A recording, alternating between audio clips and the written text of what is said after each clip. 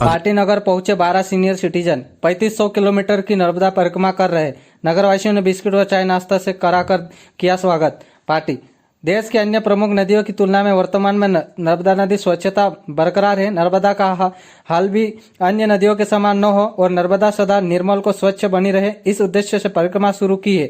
वह कोविड-19 के संक्रमण काल में इम्यूनिटी का महत्व समझते हुए साइकिल से नर्मदा की 3500 किलोमीटर की परिक्रमा कर रहे हैं। सोमवार को ओंकारेश्वर से शुरू हुई यह यात्रा एक माह पूर्ण हो गई। हम सभी रिटायर जरूर है लेकिन टायर थके हुए नहीं है। यह बात पार्टी नगर पहुंचे नासिक महाराष्ट्र निवासी सीनियर सिटीजन ने कही। यात्रा में 12 सदस्य शामिल हैं और सभी की उम्र 60 वर्ष से अधिक है। पार्टी पहुंचे साइकिल यात्रा की श्री साई धर्मशाला में ग्रामवासियों द्वारा चाय बिस्किट का नाश्ता कराएगा। समूह के सदस्य चंद्रकांत नाइक ने बताया कि हम प्रतिदिन 100 किलोमीटर की यात्रा कर रहे हैं। रास्ते में लोगों को नर्मदा की स्वच्छता को लेकर जागरूकता का संदेश भी दे रहे हैं। वो कोविड-19 से निपटने के लिए साइकिलिंग पर इम्यूनिटी बढ़ाने का संदेश भी दे रहे हैं। सदस्यों ने बताया कि वे नासिक साइकिलिस्ट फाउंडेशन के सदस्य हैं। उनके क्लब में 2000 से अधिक सदस्य हैं। इनमें बच्चे, युवा और बुजुर्ग शामिल है। उनके क्लब के बुजुर्ग सदस्य भी प्रतिदिन 80 से 100 किलोमीटर सहित साइकिल चलाते हैं। हाल में ही क्लब के युवा सदस्य ओम महाजन ने श्रीनगर से कन्याकुमारी तक साइकिल यात्रा 8 से 7 घंटे और 40 मिनट में पूरी की है, जो कि एक रिकॉर्ड है। क्लब पदाधिकारी चंद्रकांत नायक ने दावा किया है कि 1 अगस्त से अब तक क्लब के सभी सदस्य मिलकर 11 लाख किलोमीटर से अधिक साइकिल चला चुके हैं। यह दूर इतनी है कि 2 बार चांद तक जाकर वापस धरती पर जा सकता है। नर्मदा परिक्रमा पर निकले सीनियर सिटीजन के समूह के चंद्रकांत नायक सहित मुकुंद ओंके, ज्ञानेश्वर गायकवाड़, अनिल वराडे, श्रीराम पवार, राजेश्वर सूर्यवंशी, शिवनारायण मिश्रा, राजेंद्र गुलाल, उल्लास कुलकर्णी, देसीराम रामनाथ शामिल है। नर्मदे हर सर, ये पद यात्रा कहाँ से आ रही है और कहाँ तक जाएगी और क्या उद्देश्य है इसका? जी, हम लोग नासिक साइकिलिस्ट फाउंडेशन के ग्रुप के लोग हैं सारे, टोटल 12 लोग हैं। नासिक से चले हैं और साइकिलिंग हमने शुरू की है ओंकारेश्वर से।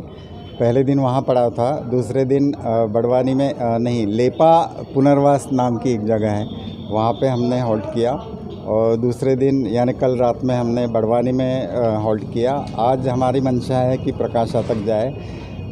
हमने मन में ये ठानकर या ये उद्देश्य लेकर चले हैं कि चूँकि हमारे यहाँ गोदावरी बहुत बड़ी नदी है दक्षिण भारत की, लेकिन गंदगी से इतनी प्रदूषित हो चुकी है कि हमने सोचा कि एक अच्छा संदेश लेकर जाते हैं। और नर्मदा जो कि कलकल करती आज तक बह रही है, निर्मल है, लोगों के प्रति उसके प्रति मन में श्रद्धा भाव है, जो हम देखते आए, पढ़ते आए, सुनते आए हैं। मेकल सुता नाम से जानी जाती है, रीवा जी के नाम से जानी जाती है। अब तक इसका पानी शुद्ध और निर्मल है। हम चाहते हैं कि और इसमें गंदगी ना बढ़े, लोग अपने मन में ये स्वच्छता का ध्यान रखें। दूसरा उद्देश्य लेकर चले हैं कि कोरोना का प्रभाव या दुष्प्रभाव जो हुआ था, उसको अभी तक कोई दवाई काम नहीं कर रही है। अगर काम कर रही है तो केवल भारतीय संस्कृति या भारतीय शैली का जीवन जो अपनाता है और सीधा सादा जीवन, वही काम कर रहा है। कोई दवाई की या एक्स्ट्रा मेडिसिन की ज़रूरत नहीं है। उसके लिए आपका शरीर तंदुरुस्त होना चाहिए, उसके लिए कसरत करो। उसमें भी हम साइकिल लेकर चले, जो आप देख रहे हैं ज़्यादातर यात्री या परिक्रमावासी आप देखते होंगे पैदल जाने वाले हैं, दूसरी श्रेणी में आते हैं 4 पहिए वाले। लेकिन साइकिल हमने इसलिए चुनी है कि हमारी कसरत भी होती रहे और प्रतिकार शक्ति बढ़ती रहे। इम्यूनिटी बहुत बड़ा काम करती है कोरोना के मामले में। तो ये 2 उद्देश्य लेके चले हैं हम लोग। कहाँ से यात्रा प्रारंभ हुई और कहाँ तक जाएगी आप? ये ओंकारेश्वर से हमने शुरू की है, तो जाहिर है कि ओंकारेश्वर में ही ख़त्म की जाती है, जहाँ का जो चलन है पहले से चला आ रहा है। 3500 यानी 3500 किलोमीटर की ये टोटल यात्रा होगी।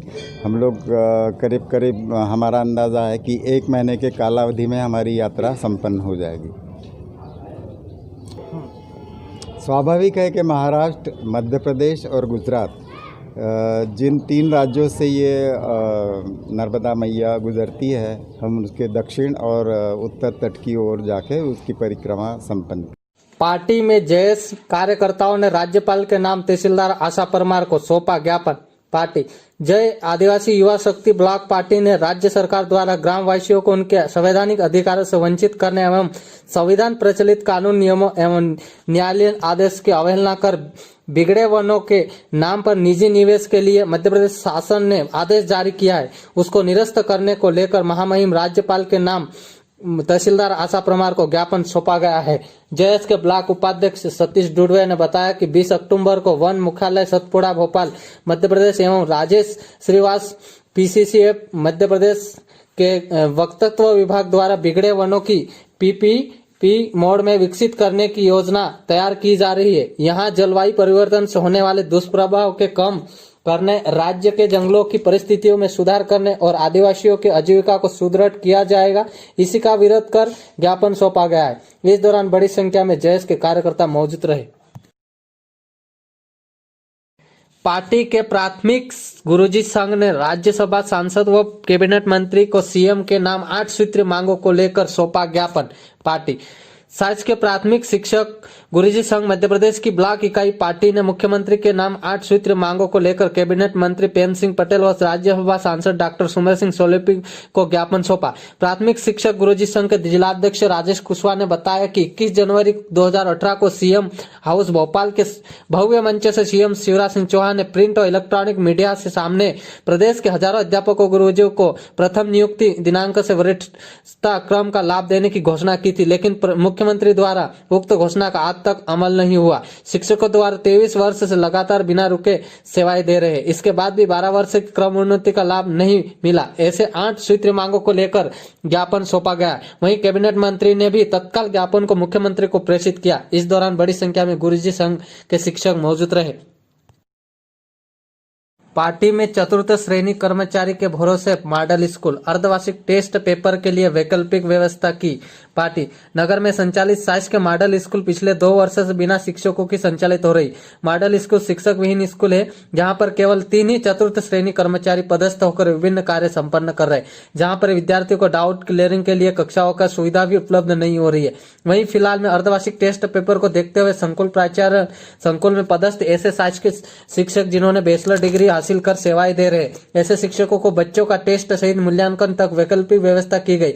ऐसे में देश के भविष्य बनाने वाले बच्चों का भविष्य अंधकार में है, कैसे जगेगा शिक्षा विभाग का अलग, देश का भविष्य अंधकार में। शिक्षकों को लेकर क्या कहते हैं मॉडल स्कूल के प्रभारी प्राचार्य वीके सुलिया।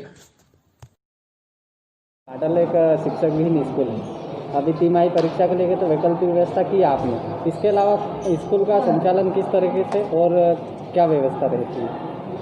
अभी फिलहाल अर्धवार्षिक रिवीजन टेस्ट चल रहे हैं, जिसमें विकासखंड और संकुल स्तर से शिक्षकों की व्यवस्था की है। फिलहाल वहाँ पर 3 भर्तियाँ हैं, वो भी सेवाएं दे रहे हैं, साफ़ सफाई, पानी आदि की, और सोशल डिस्टेंसिंग का पालन किया जा रहा है। लेकिन परीक्षा के बाद मूल्यांकन के होने के पश्चात फिर और दिक्कत आएगी। लेकिन शासन स्तर पर भर्ती प्रक्रिया की बात कही जा रही है। अतिशीघ्र ही भोपाल स्तर से भर्ती करने की बात कही गई है डीएस साहब के द्वारा, सर, तो उसी के इंतजार में। चतुर्थ श्रेणी कर्मचारियों को कि अधिकतर हमको ही काम में लगाते हैं, सब शिक्षक का भी काम हमें। अब वो बच्चे कम आते हैं तो अधिकतर हम मॉडल स्कूल के बच्चों को हम यहाँ पर सप्ताह में 2 बार बच्चों को यहाँ बुला लेते हैं उत्कृष्ट विद्यालय में।